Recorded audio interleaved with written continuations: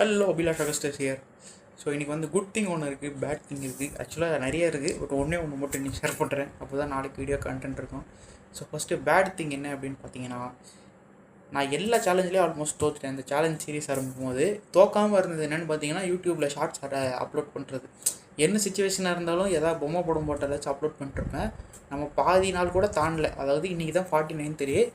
நேற்று வந்து என்கிட்ட ஸ்ட்ரீக் ஃப்ரீஸும் இல்லை, எதுவுமே இல்லை. இருந்தாலும் நான் வந்து ஸ்கிப் பண்ணிட்டேன்.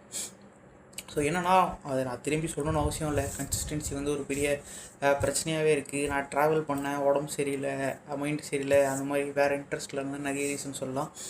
பட் ஆனால் கடைசி சேலஞ்சிலையும் வந்து தோற்றுட்டேன். ஸோ இதுலேருந்து என்ன தெரியுதுன்னா, நான் இன்னும் வந்து சொந்தமாக நான் ஒரு விஷயம் ஸ்டார்ட் பண்ணி நானே பண்ணுறதுக்கு வந்து நான் இன்னும் ரெடி ஆகலை. அண்ட் ஆஸ் யூஷுவல் வந்து இது வந்து பெரிய விஷயமாக எடுத்துக்காமல் ட்ரை தான் பண்ண போகிறேன். பட் எனக்கு இது ஒரு விஷயம் யோசித்தேன். லைக் ஸ்ட்ரீக் ஃப்ரீஸ்ன்றது என்ன, நம்ம கம்பெனியில் நமக்கு ஏர்ன்டு லீவுன்னு இருக்கும். இவ்வளோ நாள் வேலை செஞ்சுட்டு அதுக்கு நீ இத்தனை நாள் லீவ் எடுத்துக்கலான்ற ஒரு கான்செப்ட். பட் நிறைய ஜாப் வந்து லீவே எடுக்க முடியாத மாதிரி சில ஜாப்ஸ்லாம் இருக்குது. சொந்தமாக பிஸ்னஸ் பண்ணுறவங்க, கடை வச்சுருக்கவங்க, சில ஸ்பெசிஃபிக்கான ஜாப் பண்ணுறவங்களாம் லீவே எடுத்துக்க முடியாது. இப்போ எனக்கு தோணுது, நான் சிக் லீவு, அந்த லீவு, இந்த லீவுன்னு நிறைய கான்செப்ட் வந்து என்னோடய சேலஞ்சுக்குள்ளே இன்ட்ரடியூஸ் பண்ணி நிறைய நாள் ஆஃப் எடுத்துக்கலான்ற மாதிரி.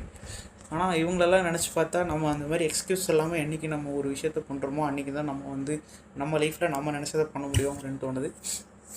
ஓகே, இது வந்து ஒரு பேட் அப்டேட். குட் அப்டேட் என்னென்னு பார்த்தீங்கன்னா, செஸ்ஸில் வந்து இந்த இயர் கோலை வந்து அச்சீவ் பண்ணியாச்சு. சம்மந்தமே இல்லாமல் வந்து 2 வீக்ஸ்லேயே வந்து செஸ்ஸில் 1000 கிலோ போயிட்டேன். எப்படி போனேன்னே தெரில.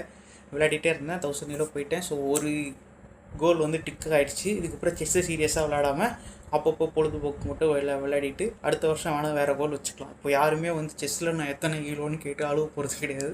ஸோ இப்போ இதுக்கு மேலே நான் இதை பண்ணேன்னா அது ஒரு டிஸ்ட்ராக்ஷனாக தான் இருக்கும். இப்போ செஸ்ஸில் 1000 கிலோ, அதுக்கு ஒரு தம்ஸ் அப், சேலஞ்சில் தோற்றத்துக்கு ஒரு தம்ஸ் டவுன், அவ்வளோதான். ஸோ நீங்கள் இந்த வீடியோக்கு தம்ஸ் அப்பா தம்ஸ் டவுனாக என்ன வேணால் போடுங்க. அவ்வளோதான் இந்த வீடியோக்கு. நாளைக்கு வேறு தான் நல்ல கண்டென்ட்டோட பார்க்கலாம். டேக் கேர், டோடி லவ், டோடி டூ, பை.